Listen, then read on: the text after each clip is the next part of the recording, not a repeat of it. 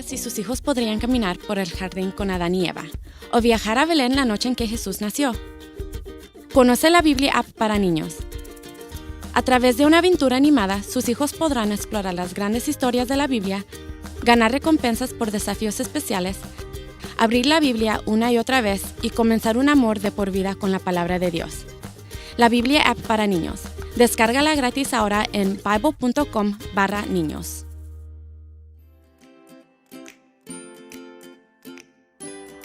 Hola niños, ¿cómo están?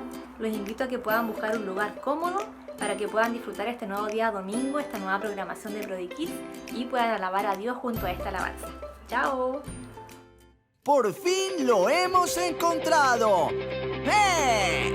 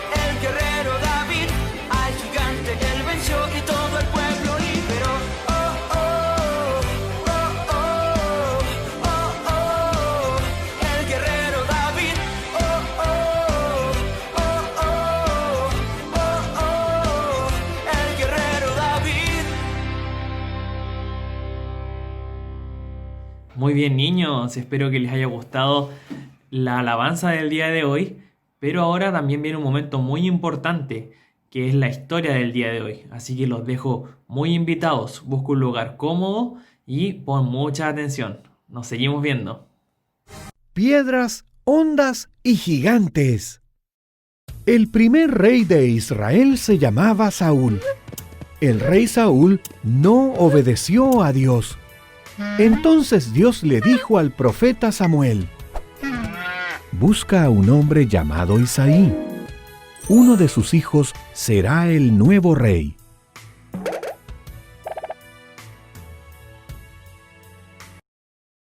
Samuel encontró a Isaí en Belén. Miró a los 7 hijos de Isaí y vio que eran apuestos y fuertes. No es ninguno de ellos, dijo Dios. A mí no me importa la apariencia, me importa lo que hay en el corazón de la persona. Entonces Isaí mandó a buscar a su hijo menor, David, que estaba en el campo cuidando las ovejas. Cuando Samuel lo vio, Dios le dijo: «Él es». Entonces David fue ungido como el nuevo rey.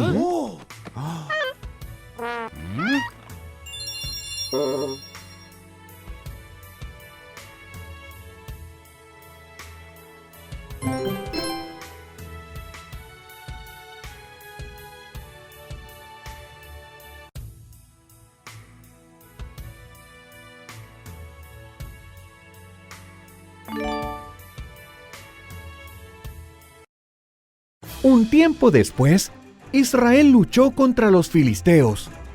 Un soldado filisteo gigante, llamado Goliat, desafiaba a los israelitas para que enviaran a un guerrero que luchara contra él.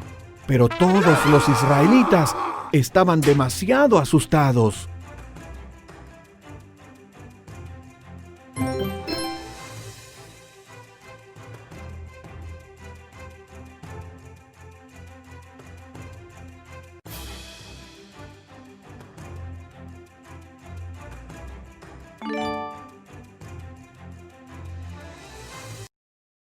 David llevó comida para sus hermanos que estaban en el ejército.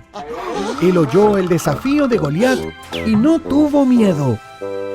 ¿Cómo se atreve a desafiar al ejército de Dios?, preguntó David. «Yo pelearé contra él».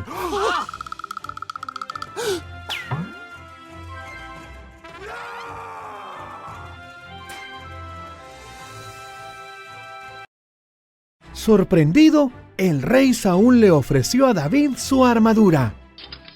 «No», dijo David, «Dios me ayudó a matar a bestias salvajes. Él también me ayudará a pelear contra Goliat». David tomó 5 piedras y una honda.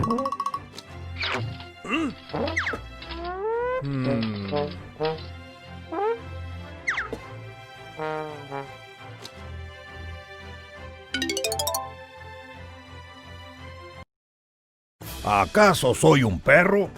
Rugió Goliat. Ustedes envían a un niño con un palo para pelear contra mí. «Tú tienes una lanza», le dijo David, «pero yo tengo la ayuda del Dios de Israel».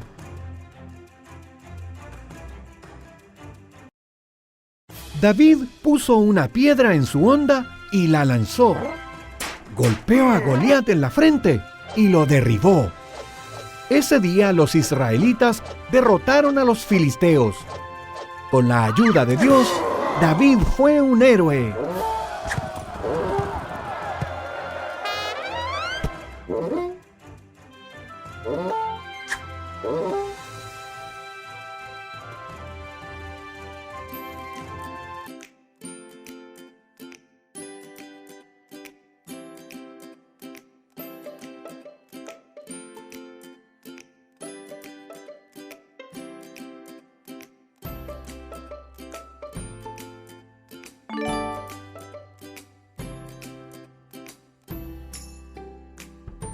Bueno, niños, llegamos a nuestra parte final de Prodigy Kids. Espero que les hayan gustado las alabanzas, que les hayan encantado, que hayan escuchado atentamente la lección. Es muy importante eso. Y para terminar, vamos a hacer una oración a Dios para agradecerle por su misericordia, por su amor y porque Él siempre, siempre, siempre está con nosotros. En cualquier momento o dificultad, Dios siempre está con nosotros. Vamos a orar, niños. Inclinen sus corazones, sus rostros. Padre amado, gracias por estos momentos, Señor. Gracias porque he aprendido más de ti, porque cada día nos sorprendes, Señor bendito. Gracias porque has cuidado a nuestra familia en estos momentos. Gracias por una nueva lección para conocerte más, mi Dios. Te amo, agradecemos, Padre bendito, por estos momentos, por tu amor, por tu misericordia y porque siempre peleas con nosotros, Señor, y estás en cualquier momento, en cualquier dificultad, estás conmigo. te agradecemos en el nombre de Jesús. Amén. Cuídense, niños. Te estamos viendo.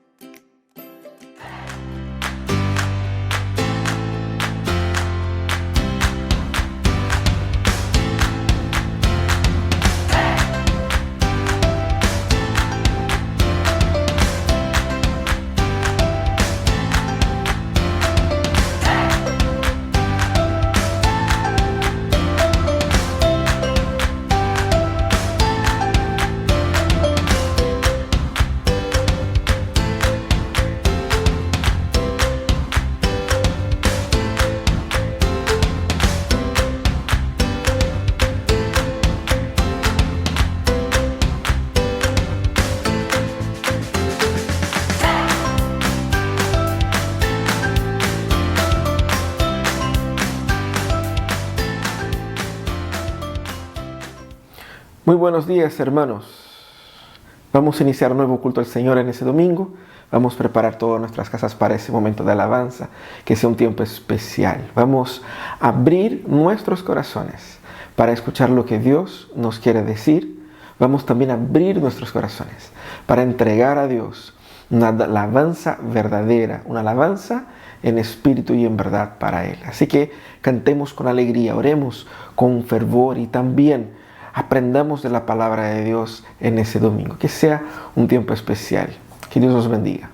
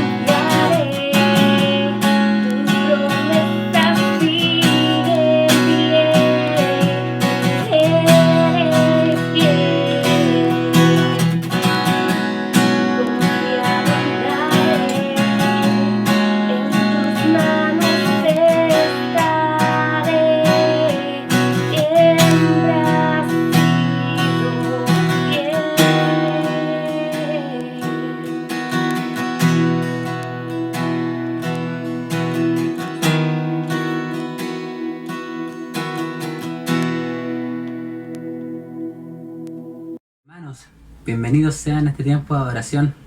Espero que estén bien, que se encuentren bien en sus casas. Y comenzaremos dando pie en la lectura del libro de los Salmos, que corresponde el día de hoy. Específicamente en el Salmo 133 y en el 134. Espero que me acompañen con la lectura. Y dice así: Cántico de los peregrinos de David.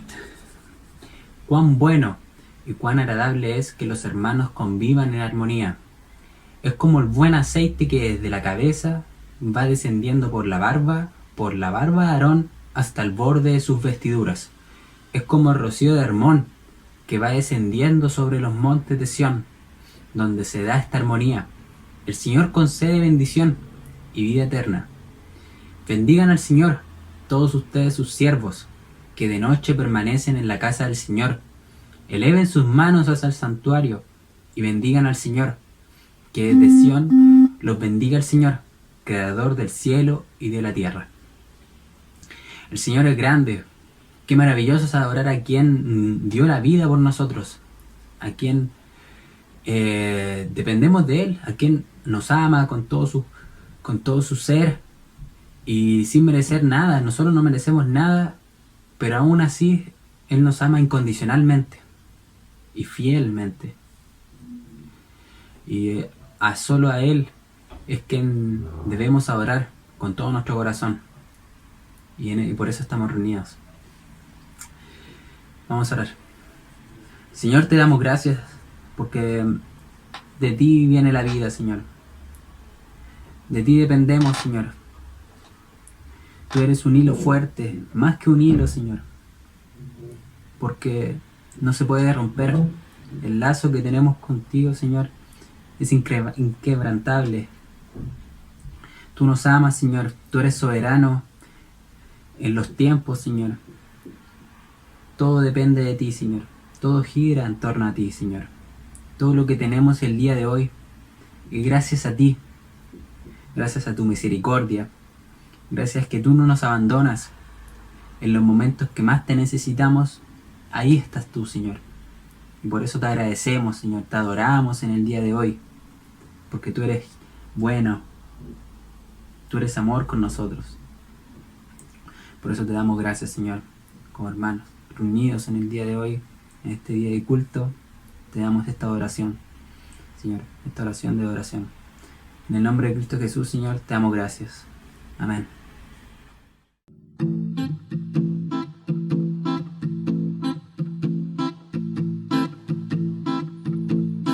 A ti la gloria, oh nuestro Señor. A ti la victoria, gran libertador. Te alzaste pujante, lleno de poder.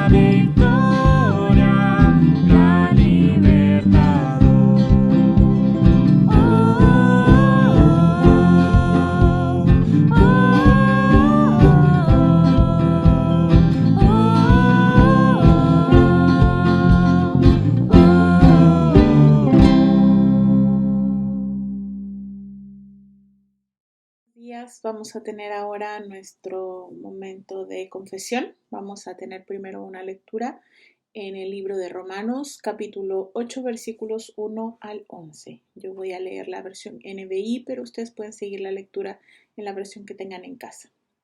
Romanos 8, del 1 al 11.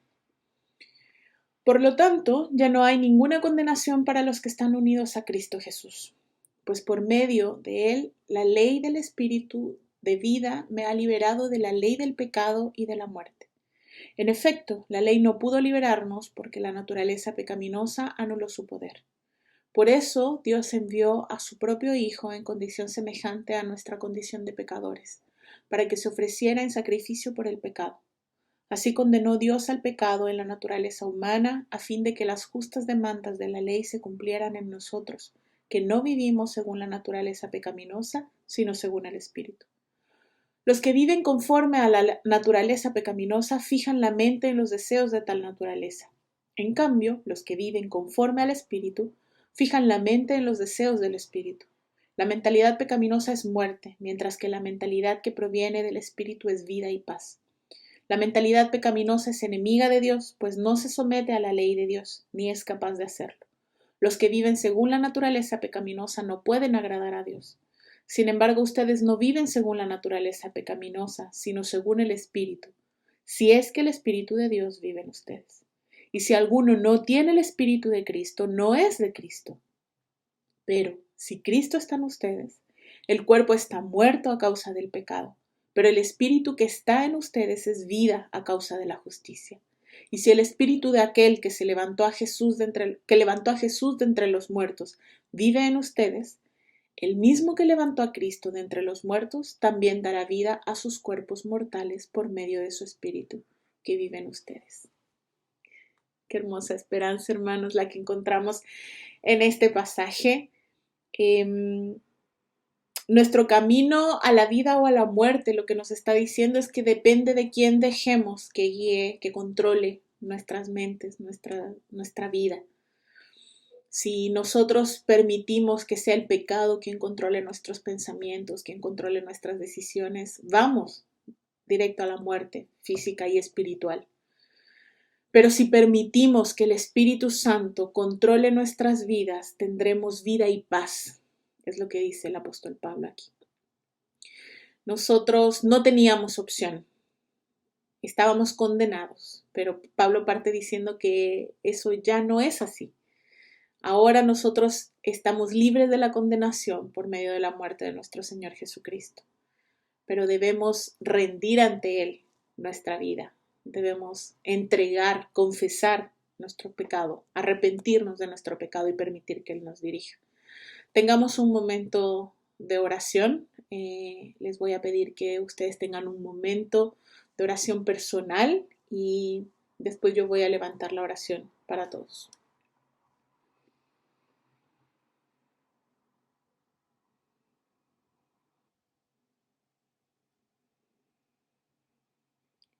Padre bueno, eterno y misericordioso eres con nosotros, Señor.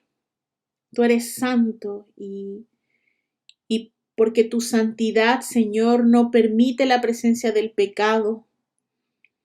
Tú planeaste, Señor, encontraste la manera de abrir una puerta para que nosotros pecadores pudiéramos estar delante de ti, Señor. Tu amor por nosotros es tan grande que sacrificaste a tu propio Hijo, a tu único Hijo, Señor, tu Hijo santo, tu Hijo perfecto como tú. Lo entregaste, lo sacrificaste, Señor, lo hiciste renunciar a su gloria para acercarse a nosotros. Gracias, Padre bendito, porque nos has librado de la condenación de la que éramos presos. Gracias, Señor, porque tú pagaste el precio de muerte por nuestros pecados. Y hoy queremos rendir nuestro corazón a ti, Señor. Quiero entregarte mi vida, quiero entregarte mi ser, Señor, que si bien no es mucho, Padre, tú lo has hecho valioso. Al derramar tu sangre por mí, tú has hecho mi vida valiosa. Gracias, Señor, porque tú amas tanto a tu pueblo, que le diste un precio invaluable. Pagaste un precio invaluable por él. Y hoy nosotros queremos rendir nuestras vidas delante de ti. Perdónanos, Señor, porque siendo aún temprano en la mañana, sabemos, Señor, que te hemos ofendido de muchas maneras. Día a día te ofendemos, te negamos, Señor, nos olvidamos de ti, nos olvidamos del sacrificio que has hecho por nosotros, nos olvidamos de tu gracia, de tu poder, de tu majestad. Nos olvidamos de quién eres, de tu carácter. Nos olvidamos de que la única razón por la cual estamos respirando en este momento es porque tú nos sostienes, porque tú estás pensando en nosotros, Señor. Somos tan mal agradecidos contigo. Perdónanos, Señor, por eso. Perdónanos, Padre, porque tú no has hecho más que mostrar amor por nosotros. Si nosotros nos rebelamos, nuestro corazón se revela, te da la espalda, se endurece en tu contra. Perdónanos, Señor, porque tú no has hecho más que demostrar amor por nosotros y nosotros te negamos, Señor. Te dejamos a lo último del día. Insistimos en tratar de guiar nuestras vidas como si nos pertenecieran, Señor. Olvidamos que tú nos compraste. Perdónanos, Señor, porque tú nos mandaste a amar a nuestros hermanos como a nosotros mismos, Señor, y en estos tiempos de pandemia constantemente nos damos cuenta de que pensamos solo en nosotros. Perdónanos, Señor, porque tú nos mandaste a ser discípulos. Y nos quedamos sentados en tu gracia, Señor, disfrutando de tu perdón, cuando en realidad deberíamos de estar compartiéndolo, Señor, con el resto del mundo. Perdónanos, Señor, porque te desobedecemos una y otra vez. Porque tratamos de elegir los mandamientos que nos convienen o las enseñanzas que nos convienen, Señor, y tratamos de ignorar las que nos cuesta más trabajo seguir. Perdónanos, Señor, porque no nos comprometemos con tu evangelio como deberíamos. Perdónanos, Señor, porque te dejamos fuera en muchos aspectos de nuestras vidas, porque tenemos tantos pecados, Señor, que no hemos querido rendir delante de ti. Perdónanos, Señor, porque nos creamos esta idea de un Dios pequeño que podemos controlar cuando en realidad, Señor, tú lo controlas todo. Que tu sangre, Señor, nos cubra y nos limpie. Que tu Espíritu Santo, el Espíritu Santo que te hizo resucitar de los muertos, Cristo, nos resucite a nosotros. Nos dé vida, nos dé una vida nueva. Queremos esa vida nueva, Señor. Te lo pedimos en el nombre de nuestro Salvador Jesucristo. Amén. Hermanos, vamos a continuar la adoración a nuestro Dios, ahora con una alabanza a cargo de Chris y Joseph.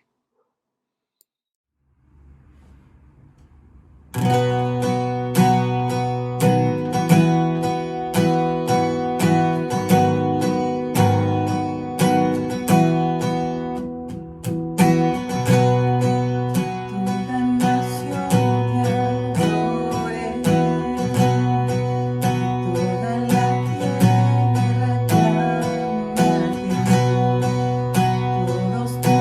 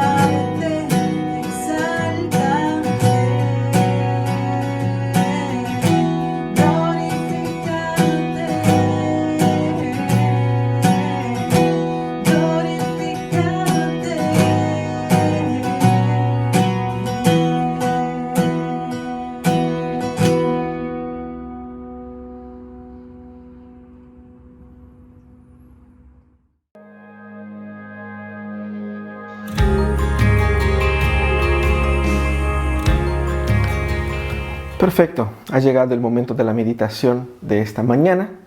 Les invito a que mediten con nosotros en ese texto de Marcos, el capítulo 5, del versículo 1 al versículo 20. Nosotros estamos en una serie llamada Días Mejores. Y hoy día vamos al 15º mensaje de esta serie.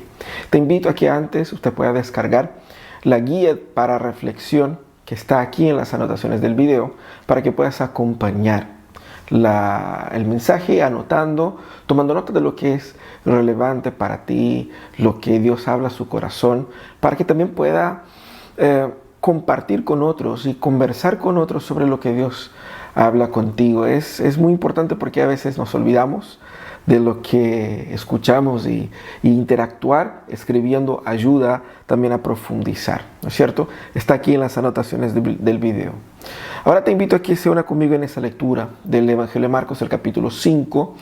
Ya lleguemos al capítulo 5 del Evangelio y nos toca el texto que está ahí entre los versículos 1 al 20. Así dice la palabra de Dios. Cruzaron el lago hasta llegar a la región de los Gerasenos.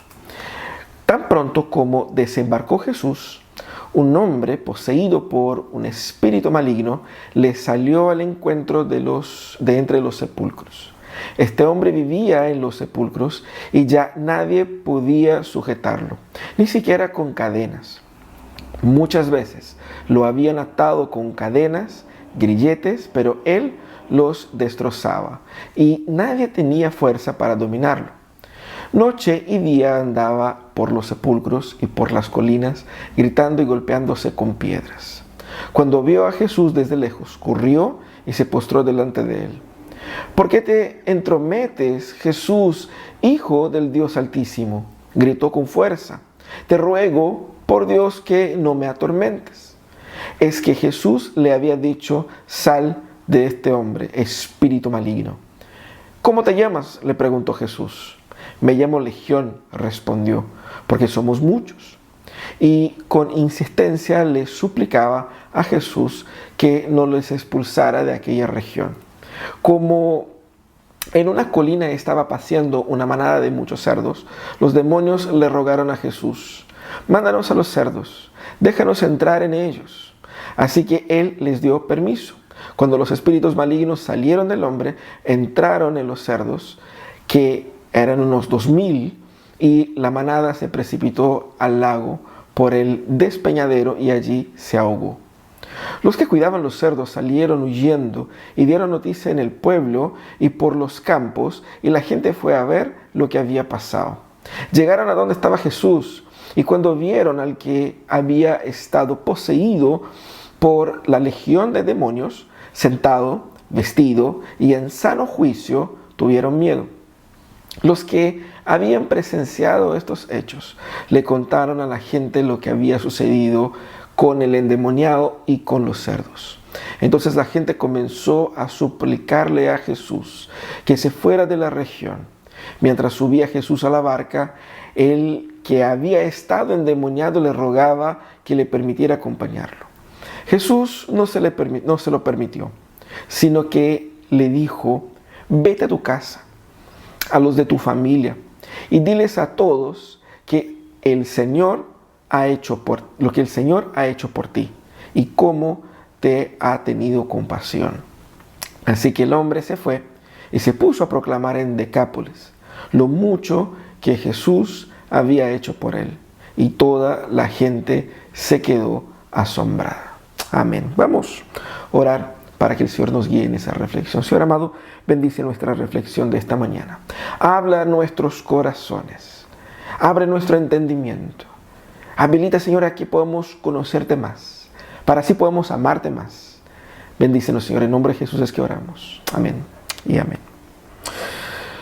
Bueno, hermanos, esa es una gran historia de transformación. Y yo creo que a todos nosotros nos gusta una gran historia de transformación. A mí me gustan esos programas de transformación de autos o de casas, como ese antiguo Extreme Makeover, ¿no?, que transformaba las casas, o algunos otros programas así.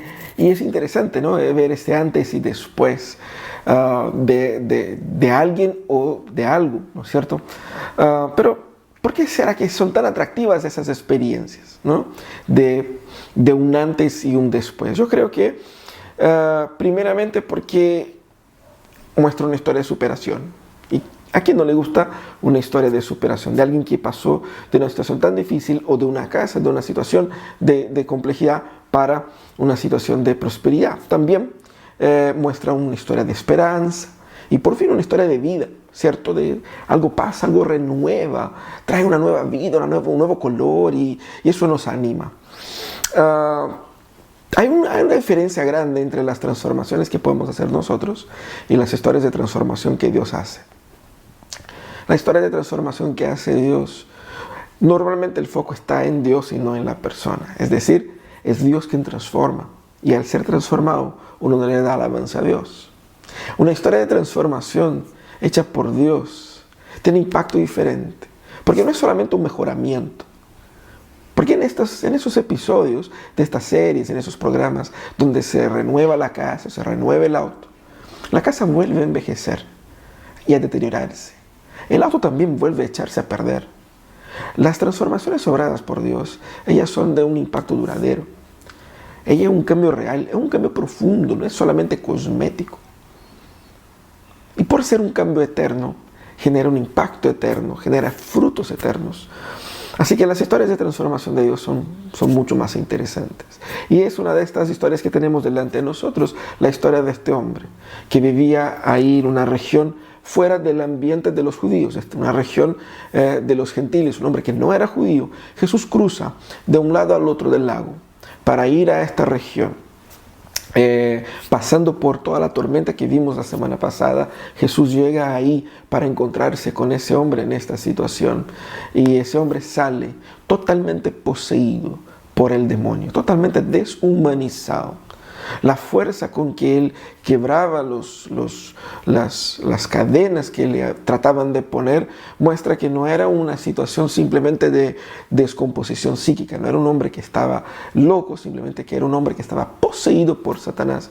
Y ahí estaba, el demonio tenía a este hombre sufriendo ya por bastante tiempo, por lo que podemos inferir del texto. Bueno, Jesús entonces va ahí a esta región, llega a este hombre, ese hombre poseído. Los demonios suplican que no les expulsen de ahí, y Jesús entonces les permite ir a los cerdos que estaban cerca, y los cerdos se precipitan al mar, al lago de donde Jesús venía, y hay una gran pérdida financiera, y también el hombre se recupera plenamente, vuelve a su sano juicio, y entonces es desafiado por Jesús a llevar esta historia a sus conterráneos.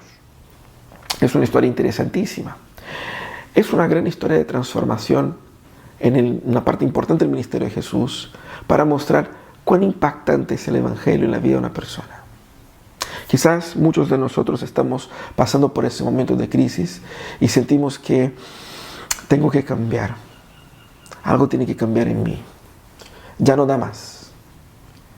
Y esas historias muestran cómo el poder de Jesús nos puede transformar. Esa historia particularmente muestra aquí los tres fundamentos, o los tres pilares de la transformación de Jesús, o de la transformación que hace Jesús.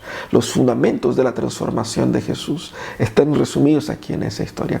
Y el primer fundamento que vemos aquí en esa historia es el fundamento de la gracia.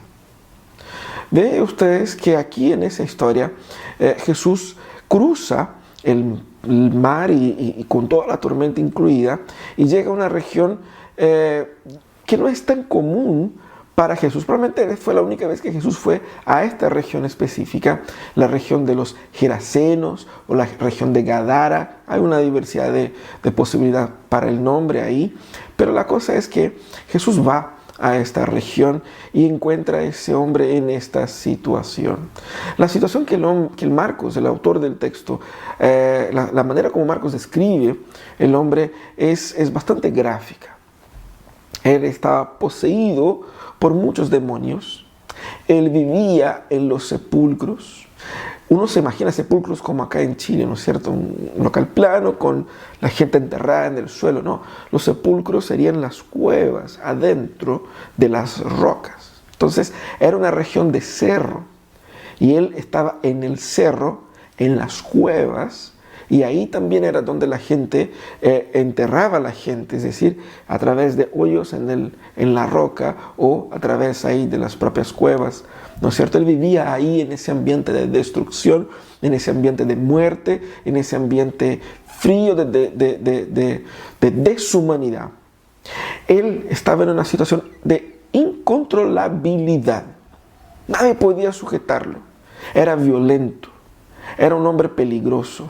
Era un hombre tan desposeído de sí mismo y poseído por los demonios que vivía desnudo, que vivía haciéndose cortes en la piel, que vivía deambulando por las cuevas, gritando y autoflagelándose. ¡Qué terrible imagen! ¡Qué terrible imagen es esa de este hombre! Quizás usted va a decir, bueno, yo no tengo nada que ver con eso, eso es totalmente ajeno a mí. La cosa es que lo que vemos aquí es un retrato. Es un retrato, una descripción, un retrato vívido y bastante realista del desorden y confusión y el miedo que Satanás aplica en todos aquellos que están bajo su reino. Aquí quizás sea una imagen exagerada, real, pero que sea una imagen que de una forma exagerada muestra el desorden en la vida de tantas personas.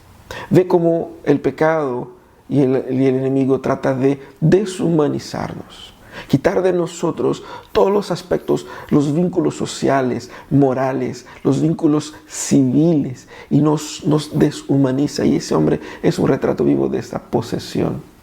Así que Jesús va y cruza el mar básicamente para encontrar con este hombre.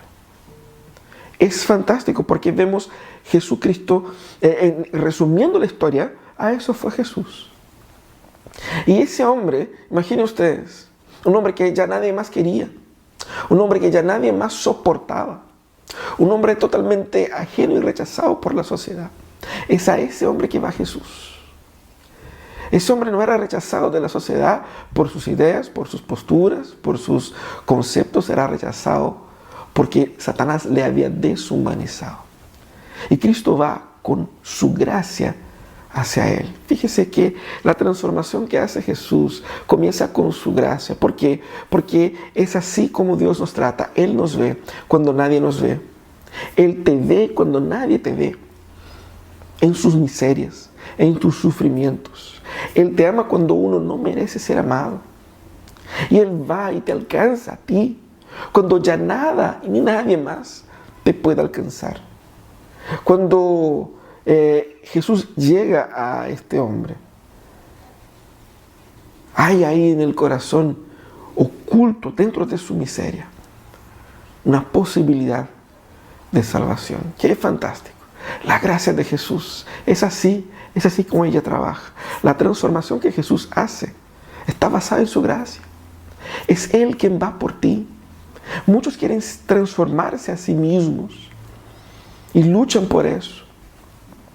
Pero la base de la transformación verdadera en la vida, la base de la salvación, está en que es Cristo quien me alcanza a mí. Si tu vida está en un desorden, si tu vida está en un caos, si usted está aprisionado en conductas, en pensamientos, en situaciones de las cuales no sabes cómo salir, entiendas que el primer paso para encontrar una salida es reconocer que la gracia de Jesús es la única cosa que hace esto posible. No hay méritos en nosotros para que Dios nos ame. Es su gracia que nos alcanza. Es por gracia que Jesús llega a este hombre. Y la transformación de Jesús está así basada en su gracia. Los que ya han sido alcanzados por la gracia de Jesús, solemos olvidarnos de eso. Damos por sentado y nos olvidamos la miseria donde estábamos. Jesucristo con esa historia nos quiere mostrar a todos aquellos que ya fueron alcanzados por la gracia de Jesús, a que no nos olvidemos lo tan miserable que éramos y lo tan amado que fuimos cuando Él nos encontró. Pero quizás tal vez algunos que están escuchando este mensaje se sienten tan perdidos y tan desesperanzados que yo no saben más a quién o cómo acudir a Dios. Y aquí es un mensaje maravilloso. No fue el hombre que fue a Jesús. No fue el hombre que cruzó el mar buscando Jesús, sálvame. Fue Jesús quien cruzó el mar en búsqueda de este hombre. Así como es Jesús quien busca a ti. Es Él quien va a ti. Él ha venido por ti. Ese es el mensaje. La gracia de Jesús está disponible para nosotros ahora.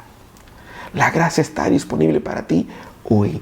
La transformación que Jesucristo puede obrar está disponible ahora. Ese es el primer aspecto, el primer fundamento de la transformación que hace Jesús. El segundo fundamento de la transformación que hace Jesús aquí en ese texto que vemos ahí los versículos 6 al 13 es cuando ese hombre confronta a Jesús, y al confrontar a Jesús, Jesús como que establece su autoridad y su poder y efectiva finalmente la libertad del hombre. Primeramente Jesús es confrontado por Satanás, y fíjense que la presencia de Jesús ya de por sí demuestra su total autoridad.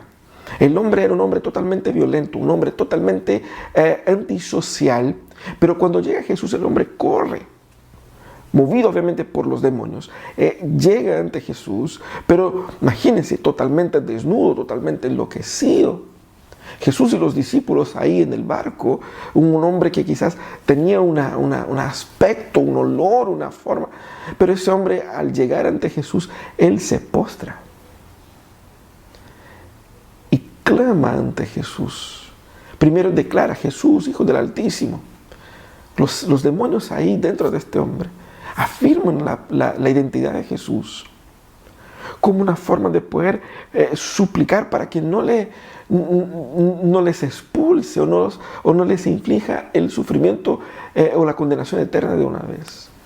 Entonces Satanás va, los demonios ahí en este hombre, suplicando ante Jesús, ante la autoridad de Jesús, se postran. Y también vemos la manera como Jesús demuestra su autoridad. Primero Jesús expulsa esos demonios y les dice: sal de este hombre ahora, es lo que dice el versículo 8. Pero ellos empiezan a como que discutir con Jesús o suplicar a Jesús para que no les expulsara o al menos de esta región. Y Jesús entonces le pregunta: ¿cómo te llamas? Y ahí hay una demostración, una manifestación del poder de Jesús. Porque cuando Jesús pregunta, los demonios responden que no era un hombre, sino que era una legión. Legión es un término que se ocupaba por los romanos para describir un grupo o un agrupamiento de 6.000 soldados. Luego estamos hablando de legiones. En el caso de los romanos, el concepto de legión servía para estar en estados avanzados y infligir victoria por parte de los romanos y obviamente dolor por parte de los que llegaban ahí. La idea de que el demonio acá se refiere a sí mismo como legión indicaba que eran muchos, como el propio autor dice en el texto. Eran muchos. No necesariamente 6.000, pero eran muchos demonios. Eso quizás para mostrar a los discípulos la naturaleza espiritual de las fuerzas que nosotros enfrentamos, pero también para mostrar de una forma aún más evidente el tamaño del poder de Jesús. Porque no era uno a uno, no era la palabra de Jesús contra uno, sino que toda esta legión, y así como todas las fuerzas espirituales, se postran ante Jesús. Jesús no hizo ningún ritual, Jesús no le tocó al hombre, no le hizo sufrir, no le hizo nada. Jesús simplemente por el poder de su palabra ordenó y los demonios salieron de aquel hombre, mostrando ahí su pleno poder y que con su autoridad Él gobierna también en el mundo espiritual. Así que los demonios suplican entonces finalmente que pudiesen ir hacia los cerdos que estaban ahí. Habían más de 2.000 cerdos o unos 2.000 cerdos, como dice el autor. Entonces Jesús permite, interesante porque el texto dice, ellos piden permiso a Jesús y Jesús les da permiso. La muestra de autoridad es evidente. Y es así como Jesús libra a este hombre.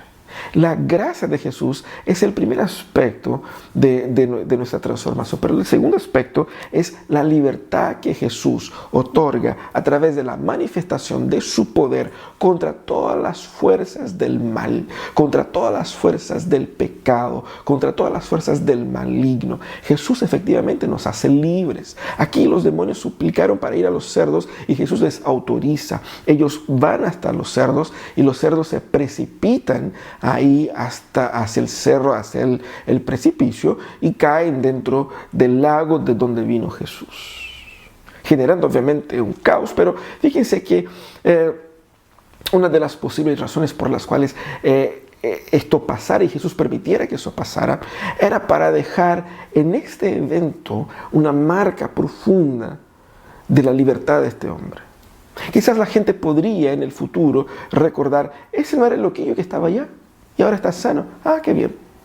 Pero nunca se olvidarían que con este evento hubiese implicado en una pérdida financiera tan importante para toda una región.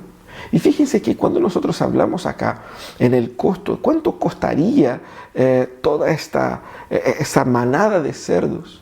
En pesos chilenos, sacando un promedio ahí del cuánto cuesta el cerdo vivo hoy, se imagina que unos 700 millones de pesos. Imagínense. Así, que desaparecieron de un momento a otro. Es algo importante, es algo marcante. Son las marcas de la libertad que entraron de una vez por todas en la historia de ese hombre. Así como ese evento llegó a ser un recordatorio profundo, no solamente para el hombre, sino que también para la comunidad, de cómo fue la transformación de un esclavo de Satanás a un hombre que estaba completamente libre del mal. Es interesante que el texto bíblico dice, y Jesús mismo dice en otra parte, que así que si el Hijo los libera, ustedes serán verdaderamente libres. Cristo enfrenta y definitivamente vence el poder del maligno, el poder del pecado que te domina y que te esclaviza. Lo que tenemos que entender es que, como dice el versículo anterior al que yo cité, que todo el que peca es esclavo del pecado. Pero si el Hijo los libera, ustedes serán verdaderamente libres. Uno piensa que no está en una situación de aprisionamiento, pero simplemente lo que pasa es que está cegado por su propia miseria y cegado por su propia esclavitud. Quizás algunos no sean conscientes de ello, de lo tan aprisionados que están. La receta entonces es acercarse a la revelación de Jesús. La palabra de Dios echará luz dentro de ti para que tú te puedas conocerte mejor y darte cuenta de la cárcel en la que estás, del sufrimiento y de la condición de miseria a la que Satanás te tiene aprisionado. Y es así como Jesucristo nos trae para afuera. También muchos otros se sienten tan aprisionados que ya no encuentran formas de salir. Ya no ven formas de que puedan romper con este ciclo terrible de miseria. Cristo Él tiene todo el poder necesario para romper cualquier tipo de cadena, cualquier tipo de prisión, cualquier tipo de esclavitud espiritual, pecaminosa, física que te tiene aprisionado. Debemos entonces confiar en la autoridad de Jesús, confiar en el poder de Jesús y suplicar a Jesús: Jesús, líbrame de la muerte en la que yo estoy viviendo. Líbrame, Señor, del fracaso en la familia, del fracaso en la vida. Líbrame, Señor, de la dominación del mal y del pecado sobre mí.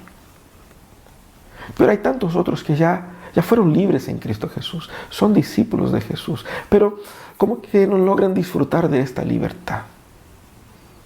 No logran aprovechar todos los beneficios que esa libertad tiene para nosotros. Así que, si usted fuiste una vez libre en Cristo, tengamos el cuidado de seguir día a día, recordándonos el Evangelio, recordándonos la verdad que nos transformó, volviendo al primer amor, para que experimentemos constantemente el sabor de la victoria de Jesús en nuestras vidas, para que no caigamos en las sutilezas de Satanás, para que no caigamos ahí en la letra chica del pecado, que nos deja aprisionados en prácticas, en conductas, en flagelos. Vivamos la libertad a la cual Cristo nos conquistó. Ese es el segundo aspecto, y hay un tercer aspecto en ese texto aquí. El hombre entonces, libre de los demonios y consciente en sí, descansa a los pies de Jesús.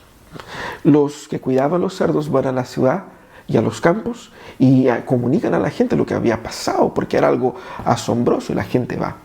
La gente va a encontrarse ahí con este hombre, con Jesús y con los que estaban ahí, y lo que encuentran ellos es un hombre cuerdo, vestido, quizás ellos no habían visto eso en mucho tiempo, y encuentran también ahí una persona totalmente transformada, y luego los hombres dan su testimonio de cómo fue todas estas cosas. Con ese testimonio, ellos entonces se dirigen hacia Jesús y suplican que Jesús abandone la región. Suplica que Jesús se vaya de ahí. Quizás en parte echando a Jesús la culpa. Fue impactante ver 2,000 cerdos precipitándose, y eso generó obviamente una gran conmoción, ¿no? No comisión, conmoción, ¿no? La gente cuando se entera de todo eso y saca la cuenta y ve todo lo que pasa, como que el impacto del hombre transformado no fue suficiente como que para acudir a Jesús también ellos en búsqueda de esperanza y salvación. Así que, lamentándose por la pérdida económica, ellos resuelven expulsar a Jesús de ahí. Y en ese entonces el hombre va y suplica a Jesús que le permita seguir con él, que le permita acompañar ahí a Jesús y sus discípulos en ese contexto. Es en ese momento donde Jesús hace lo que suele ser incluso inédito, es decir, alguien quiere seguir a Jesús y Jesús dice, no, no me sigas. ¿Por qué? ¿Qué es lo que hace Jesús? Jesús dice, no, vaya a su familia, vaya a su pueblo, a su gente, y cuenta a la gente lo que Dios hizo por ti, cómo Dios fue misericordioso contigo. Es interesante porque la fe verdadera implica en un deseo de seguir verdaderamente a Dios. Es siempre así. Cuando la transformación de Dios es verdadera, esa transformación hará de ti un discípulo de Jesús. Punto. Si Dios te transformó, pero no te transformó en discípulo, no hubo verdadera transformación. No hubo evangelio, no hubo salvación. ¿Qué significa seguir a Jesús? Vemos aquí en ese texto, él quería estar físicamente con Jesús, caminar con él, aprender de él. Jesús le da un orden. Envía a este hombre a predicar de su historia a los demás, a contar de Dios, del impacto de Dios en sus vidas a los demás. ¿Qué es lo que hace el hombre? El hombre obedece a Jesús. Aquí vemos la marca de la transformación y del impacto de Jesús en ese hombre. Porque el hombre sigue lo que Jesús dice. Hay mucha gente que quiere ser transformada para vivir una vida mejor, libre de los problemas, no porque ama y sigue a Jesús, no porque quiere ser discípulo de Jesús, simplemente porque piensa en sí mismo y quiere una vida mejor para sí mismo. ¿Qué es lo que dice Jesucristo? Aquellos que son transformados por Jesucristo son hechos discípulos de Jesús y son llamados a vivir en obediencia a Jesús. Eso es lo que hace este hombre, obedece a Jesús. ¿Y qué hace? Va y cuenta a la gente su historia. Es fantástico. Jesús, en lugar de incluirle en el barco, Jesús envía a ese hombre a su propio pueblo, aquel pueblo que no lo quería. Entonces aquel hombre no pudo seguir a Jesús, pero sí siguió la palabra de Jesús. Aquel hombre fue obediente. Aquel hombre que antes era un paria, que era una persona apartada de la sociedad, este hombre ahora era el testimonio para el pueblo que lo había rechazado. Aquel hombre que era un peligro, ahora pasa a ser una bendición. Aquel hombre que era rechazado ahora es el instrumento de Dios para traer a este pueblo la reconciliación del pueblo con Dios, para contar del amor de Jesús, de la historia de Jesús con él. Aquel hombre sería la evidencia viva, concreta, de cómo Dios transforma vidas, de cómo Dios transforma la vida de una persona. Él podría contar de su historia en los sepulcros y de cómo Dios lo sacó de una vida de inhumanidad a una vida decente de cordura, de disposición, de servicio, de amor. Él era un testimonio vivo. Ese es el tercer pilar de la obra de transformación de Jesús. Porque ella genera frutos, genera impacto, ella genera testimonio. El testimonio aquí es fundamental en la vida de este hombre ahora. ¿Por qué? Porque la nueva vida que Dios nos da, nos comisiona a llevar a otros la noticia de que Dios sana, salva y transforma. La nueva vida en Cristo te comisiona a llevar a otros esa noticia. ¿Por qué? Porque el Dios que te hace libre también hace libre al otro.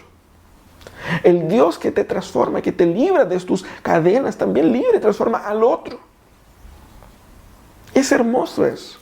La nueva vida que Jesús nos da demanda de nosotros obediencia a su palabra. La nueva vida que Jesús nos da nos llama a ser proclamadores del amor que nos alcanzó. Así que Jesús nos llama a contar nuestra historia, la historia de Él con nosotros. Una historia de amor, una historia de compañerismo, una historia de transformación. De cómo pasamos a ser enemigos de Dios, a ser amigos de Jesús. Cristo nos hace instrumentos de la transformación de otros. Y eso es lo que necesitamos entender. Quizás en esa cuarentena nos hemos encerrado en nosotros mismos. Pero el llamado de Jesús es a hacer de tu historia una historia para otros. A hacer de tu vida esperanza para otros. Quizás alguien diga, pero yo sé tan poco de Jesús. Quizás sea lo suficiente para que alguien sea transformado, así como fuiste tú. Cuéntale a los demás. Utiliza esa cuarentena para mostrar que ese Jesús está cruzando el mar para llegar a ellos, para traer salvación, para poner fin al poder de Satanás en la vida de ellos. Así que ese texto es un texto hermoso y muestra cómo Jesús ejecuta su transformación. Él viene hacia nosotros y nos encuentra en nuestra propia miseria. Ahí, dominados por Satanás y por el pecado, Él me ve y Él me sana. Él me ama cuando yo no quiero amarle a Él. Y cuando nadie más me ama, Él me ama a mí y viene por mí. Él te ama a ti y va por ti. La gracia de Jesús hace eso. También Jesús, cuando obra transformación, Él obra en base a su poder, porque Él puede. Él te puede hacer libre, Él te puede transformar, Él te puede librar de todas las amarras que te tienen aprisionado. Quizás uno se considere libre sin Jesús. Esa es la gran ilusión del mundo. Tenemos que conocer en profundidad el tamaño del poder de Jesús y descansar en ese poder. No dudes del poder de Jesús, de librar de cual sea las amarras que el enemigo pueda tener instrumento en tu corazón. Pero entienda algo, Cristo ha vencido y Él ha triunfado de una vez por todas en la cruz sobre Satanás y sobre el pecado. El pecado ya no tiene poder para aquellos que están en Cristo Jesús, para aquellos que entreguen sus vidas a Jesús, para aquellos que deciden ser discípulos de Jesús, para aquellos que abandonan su rebelión y se someten al discipulado de Jesús. El Espíritu Santo, obrando en nosotros, es quien va día a día llevándonos a caminar en victoria, como dice el texto, en victoria en victoria. ¿Qué significa eso? No es que vamos a ser prósperos y prósperos, significa que vamos día a día viviendo, experimentando la victoria de Cristo sobre todas las prisiones que el pecado y Satanás tenían por sobre nosotros. Y que vamos viviendo una vida bajo la libertad que Cristo ha conquistado para nosotros. Él es poderoso para eso. Pero por fin debemos entender que Él nos envía también a proclamar, a anunciar esa vida maravillosa que Él nos ha regalado, que Él nos ha entregado. Hable de Jesús, hable de su historia con Él, habla de lo que Él ha hecho en su vida, cuenta su historia, su testimonio, cuenta cómo fue, cuenta cómo estás viviendo, ¿Cómo estás pasando? Alguien necesita escuchar una historia de transformación verdadera, de transformación profunda, para inspirarse en esa historia y para conocer el Dios que te transformó. Habla de Jesús. Muchas vidas necesitan ser transformadas. Muchas vidas necesitan ser transformadas, libradas del poder de las tinieblas. Y Dios nos envía a nosotros a proclamar su salvación, que esta ha llegado y está disponible para todos. Vamos a orar. Vamos a poner nuestros corazones delante del Señor. Si usted quiere hoy día experimentar esa transformación que Jesús ha comprado y ha entregado para ti, entregar su vida a Jesús, ora conmigo. También si usted quiere renovar su pacto con el Señor, su vida con el Señor, ese es el momento para tener una vida de total entrega a Jesús. Oremos. Señor amado, tu palabra es poderosa y en ella encontramos esta esperanza maravillosa de que Cristo nos ha librado y nos ha salvado. Gracias, Señor, por este momento en que podemos reflexionar en esa libertad inmensa que Cristo ha conquistado para nosotros. Te pido, Señor, que si hay alguien aquí en esa transmisión que quiere entregar su vida a Jesús por primera vez, que tú, Señor, puedas obrar regeneración, transformación y vida, fe en ese corazón, para que confiando en ti pueda descansar en su poder. También, Señor, ten compasión de cada una de estas vidas que están hoy día luchando contra la tentación, contra la drogadicción, contra las crisis y los problemas en su familia, contra el pecado que domina su corazón. Arranca, Señor, de las tinieblas a estas personas. Te pido por aquellos hermanos que quieren renovar su esperanza en Jesús, que se han olvidado del amor y de la experiencia de la libertad que Cristo da, y que han vuelto quizás parcialmente a las viejas amarras de Satanás. Que, Señor, esa renovación se dé hoy día, que sean ellos libres nuevamente, que vivan en esa libertad.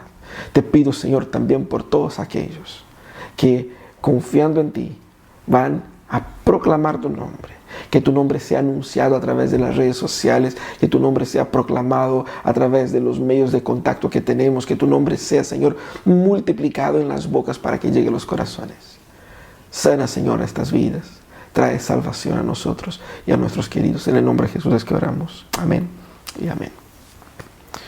Bueno, que Dios nos bendiga. Vamos a seguir con nuestro culto de oración, a ese nuevo momento de alabanza, y al final regresamos con una última oración. Que Dios nos bendiga.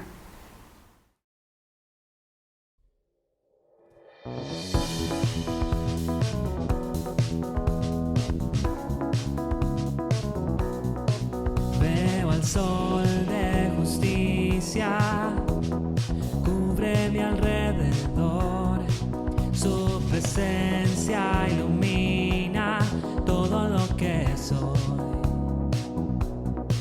Es tu luz que me envuelve, llena mi corazón.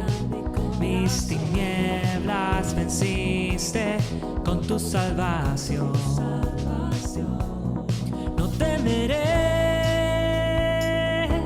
en ti confiaré. Llenas de gozo mi corazón, de gozo mi corazón. Jesús es tu salvación, esperanza de vida. Llenas de gozo mi corazón, de gozo mi corazón. Jesús es tu salvación, esperanza de vida. Eres esperanza de vida, eres esperanza de vida, eres tú. Eres sol de justicia, mis ojos pueden ver que venciste la noche como el amanecer. Y no temeré, en ti confiaré. Y no temeré, en ti confiaré.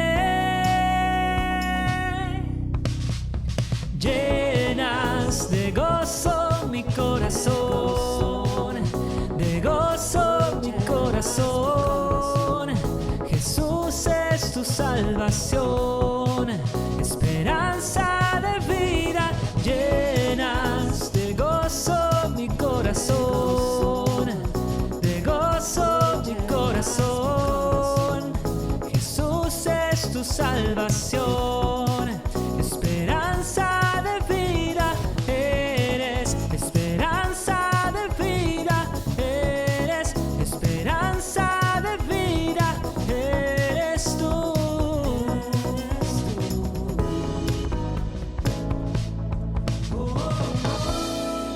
En ti me encuentro,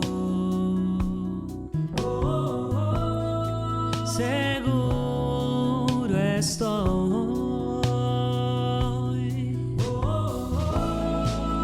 estoy completo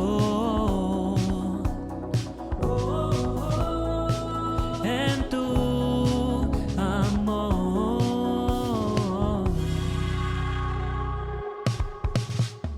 Llenas de gozo mi corazón, de gozo mi corazón. Jesús es tu salvación, esperanza de vida, llenas de gozo mi corazón, de gozo mi corazón.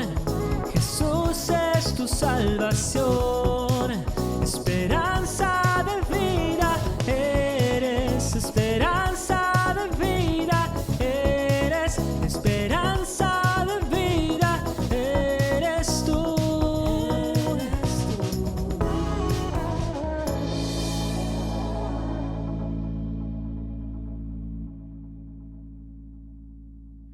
Excelente, vamos a orar al Señor para terminar nuestro culto. Vamos a curvar nuestras frontes y vamos a pedir al Señor gracia y misericordia. Señor, muchas gracias porque pudimos adorar a tu nombre durante toda esta mañana.